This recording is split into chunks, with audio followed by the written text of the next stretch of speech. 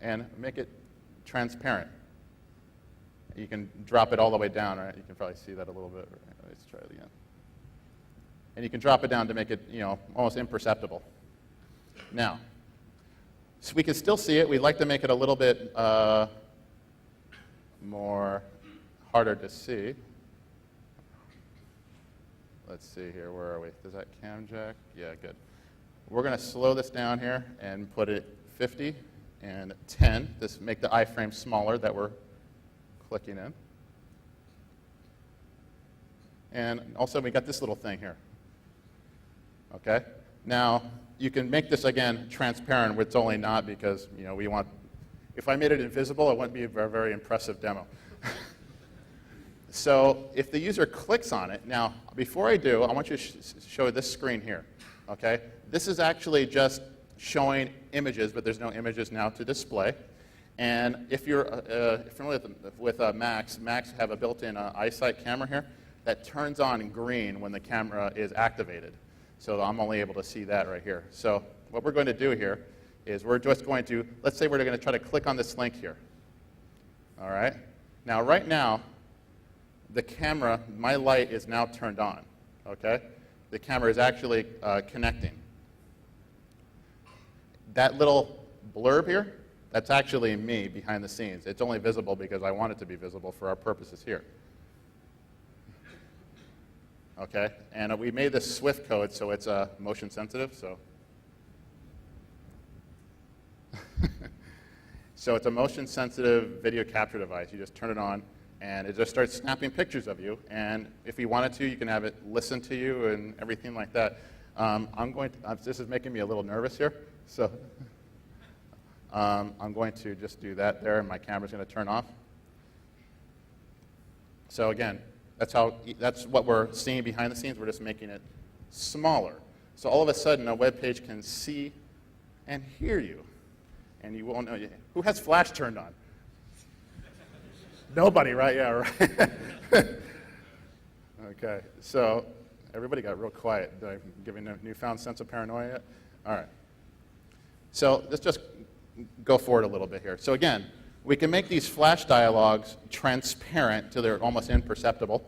And, that's the code there that does it. We have, that's the normal stuff there we looked at. There's another way to do it. If you want to also make it invisible another way, let's say you can't make it transparent for whatever reason, you could throw stuff over it and put the allow button, whatever you want, and do it that way. So this was pretty cool. We have web pages that can spy on people now. But we also found this other little thing. Now, I have this queued up in my web browser here. Now, when you want to configure your security permissions in Flash, you actually go to this website, onmacromedia.com. Who here has actually seen this? Two people. Very, very few people. Even the experts, even Flash developers have never seen this. This is how you actually configure the security preferences of your Flash player. You go to a macromedia.com website and you load this particular Swift and you can change your permissions. What does this say here? This says some websites may access information from other sites using an older system of security. This is usually harmless, but it's possible that some sites could obtain unauthorized information using the older system. When a website attempts to use the older system to access, attempts to use the older system to access information. What this actually does is it controls the security of your Flash player. Now, if you just click that little green button there, that means Flash can do whatever it wants to your camera, your desktop, and there is no permissions dialog. Okay? All right. There's also things, we'll show it in the little thing here. Let's go a little bit forward. We'll go back. All right. Again, you can set up, there's things called Flash cookies in there. You can see the sites you've been through that you've granted permissions. All that stuff's in there. If we can clickjack that, we can cause a whole lot of harm, and no one would be the wiser. Okay? So now, I'm going to show you another little proof of concept code demo here. Now, I'm going to show you, let's see here, where is the, right here. This is the code. This is all you need to do this type of hack. and a login screen you put on some website somewhere, any site that you want that you've built. It's a curious little always allow in there, huh? How many people would actually notice that? You notice it? Would you click on it? All right. So you just instantly turn off flash security. You actually turn off the security of the actual computer itself. And there's, lots and lots of nasty things you can do with this stuff. So I'm not going to click that button. So we got all this research together, myself and Robert Hansen. We had all this research together, and we were like, okay, this is cool, and the browser vendors know about this, so we're really not haven't found any new 0 days or whatever, right? And but we had enough for an interesting paper, at least to say, clickjacking is a little bit worse than people gave it credit for. So we submitted a call for papers to OWASP AppSec in New York early October. And we had a new white paper developed. We wrote something. We had everything going. And we had really good relationships going with Mozilla, Microsoft, and Adobe. We've worked on different things together with them. So at a professional courtesy, we shared with them our research. And this is when all hell broke loose. Adobe emails us back and goes, why the hell are you 0-daying us? And to us, clickjacking looks like a browser flaw, and we were just using Flash to prove a point. And so we were saying, 0 day? What's 0 day? This is a browser problem. Now, apparently, the act of making the Flash security dialogues transparent is a vulnerability that they missed in Firefox 3. So we actually found a 0 day, and we just didn't know it, which is a brand new one for us. So we called the conference organizer, we explained the situation, or communicating with Adobe, and we figured we didn't want to go forth and do the whole clickjacking talk going like, yeah, you can force the user to click on dig and Twitter buttons, right? The whole video jacking thing was being much cooler. So we contacted the conference organizer, and they said, we understand if you got to pull the talk, it's disappointing. And so we pulled the talk, and Arsenic and myself and Adobe issued statements that say, we didn't give them much time, so professional courtesy, we gave them more time to patch the issue to protect their own users independently of what the browser vendors did. And you know what? I just found out that my camera is still on, and I'm not excited about that.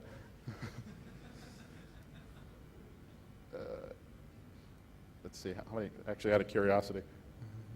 Okay, that's not good. Let's close all this stuff down. Okay, so let's go forth a little bit. So we gave Adobe more time and, canceled the talk, and all of a sudden the media went nuts. The red flags went up, Jeremiah Grossman, Robert Hansen, got held down by the man, by Adobe, and emails started flying, phones started ringing off the hook, and it was generally not a very fun experience, but we made the best of it. And this is where we got caught up in the whole partial disclosure thing, even though we really didn't want to. We wanted to share everybody with what we had found all around, but really couldn't do so.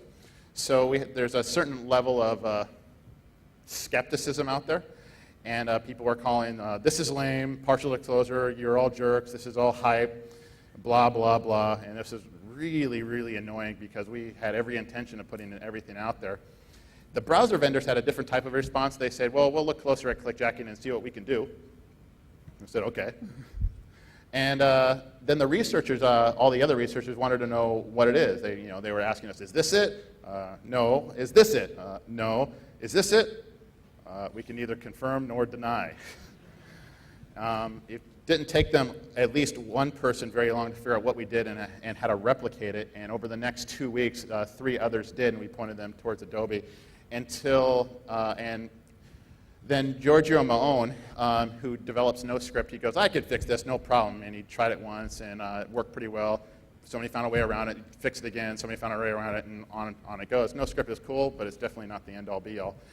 Dylan calls me up and says, hey, want to give a keynote on clickjacking and hacking the box? I was like, oh, sure, but I don't know how I'm going to be able to do it since it's still embargoed. And then a guy, I'm not even going to begin to pronounce his last name, he finds the flaw, spills the beans on his blog, shows a video demo, and provides the code on how to do it on video jacking. And then the whole, everything else exploded on there. That's why there's 700,000 links on it everywhere. So this is, our chronological order. Disclosure sucks. I don't want to ever do it again. But this is the state of things out there, and this is what we're talking about here today. So now we get to talk about defenses. What are we doing with this stuff here? So if you run a website and you want to help defend your website against the whole clickjacking thing, you can add frame busting code, and that's the top little block there to make sure nobody can iframe your site in. It's a little one-line JavaScript code that bursts out of its skin if somebody tries to frame it. The problem is that you have this little thing in IE. When you iframe something in, you can put a little thing called security equals restricted in, which puts it in the restricted zone and also disables JavaScript. Very ironically, turning off JavaScript in your browser makes you less secure. So what happens here is if a bad guy wants to iframe in a particular piece of code, they do security equals restricted, and that button will show up and cause the user to click. It can't follow the mouse. Well, actually, it still can. So what you have to do, you have to do two things. One, you have to put frame busting code in, and your submit button for your important forms have to require JavaScript to execute properly. So if they do security equals restricted, it'll break the JavaScript in your page. I would not call this a best practice because it's a month old, but this is the best anybody's come up with. Again, to protect a little bit further, depending on the nature of your site, you can do out-of-band confirmation using email or SMS, and you can also do some refer checking if you want to. But this is the best we got here. This is the website's attempt to compensate for the insecurity of the browser. So what's going on with the browser here? Adobe has, thankfully, they have upgraded to Flash 10. That's the latest stable release that does the best job that they can of fixing on a shortened time frame of protecting against clickjacking. If you're at all concerned about this, please upgrade. You can install NoScript, and they have Giorgio put in a new technology called ClearClick, where you can either disable iframes altogether, or you can make iframes visible and prevents them from being made transparent. You can also use Flash Block, which blocks Flash altogether. You can disable plugins if you want, and you can also virtualize. Now, cool stuff, effective to some extent. Are ways to get around it. I prefer going the very paranoid route. I prefer tape and disabling the microphone altogether. So, turning off your, I heard some people at the conference, I forget who it was here, but they actually pulled the microphone wire out of their computer. You can mute it, disable it, tape over your. If you have prior to the conference here, everybody at White Hat had Post-it notes over the camera. And there's also ongoing stuff going on out there on how to address the larger scale problems. There's a project out there called Content Security Policy, which will define what some code on a website is supposed to be able to do, kind of communicates to the browser and how to treat the code on the site. Hopefully an effort that will help secure some of the widget type Web 2.0 apps out there, because right now, if you're putting a widget on your site, and widget will mean any banner advertisements, Google Clock, a JavaScript counter, it is impossible to secure that environment. Once you put in a piece of code, a third-party JavaScript code on your site, all bets are off. They can do whatever they want to you. Michael Zalewski, another good web security guy, works at Google. He calls clickjacking UI redressing. He's put forth a bunch of ideas on how browser vendors can fix this stuff. The problem is new security features to handle these semantic type flaws are long in coming, because there is what we call a conflict of interest in the browser world.